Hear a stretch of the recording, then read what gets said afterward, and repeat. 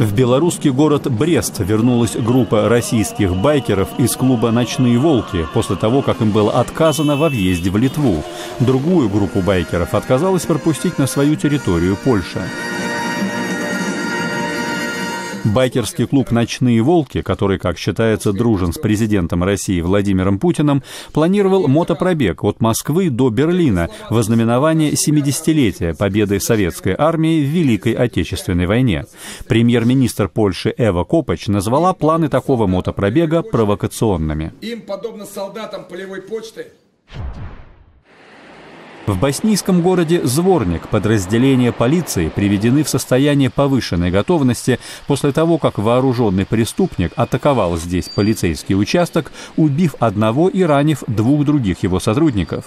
По заявлению полиции, нападавший по имени Нердин Ибрич ворвался в отделение с криками «Аллах Акбар», прежде чем был убит ответным огнем. Город Зворник находится в Республике Сербской, населенном в основном сербами, государственном образовании на территории Боснии.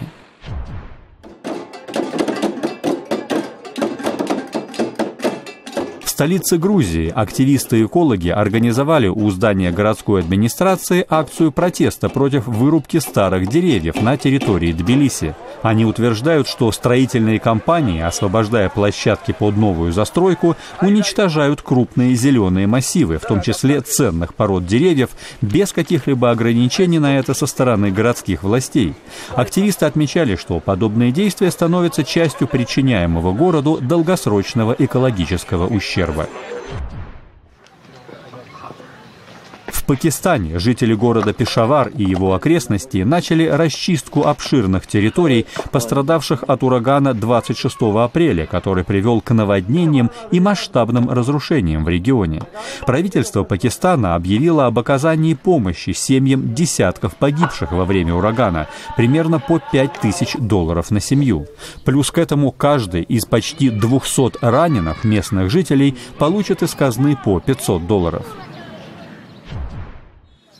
А в столице Пакистана, Исламабаде, местные торговцы закрыли магазины в знак протеста против решения властей ограничить время их работы до 8 часов вечера. Оно было призвано частично решить проблему хронической нехватки в стране электроэнергии, особенно летом, в сезон максимальных нагрузок на электросети из-за множества работающих вентиляторов и кондиционеров. Владельцы магазинов заявляют, что 8 часов вечера – это пиковое рабочее время для них и требуют от правительства отмены его решения.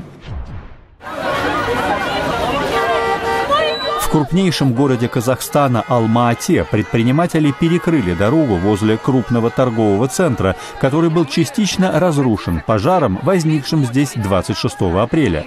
Отмечены и стычки торговцев с полицейскими. Протестующие добиваются от правительства президента Нурсултана Назарбаева оказания некой поддержки тем предпринимателям, чьи магазины пострадали в результате пожара, отмечая при этом, что пока не получали от властей каких-либо предложений такой помощи.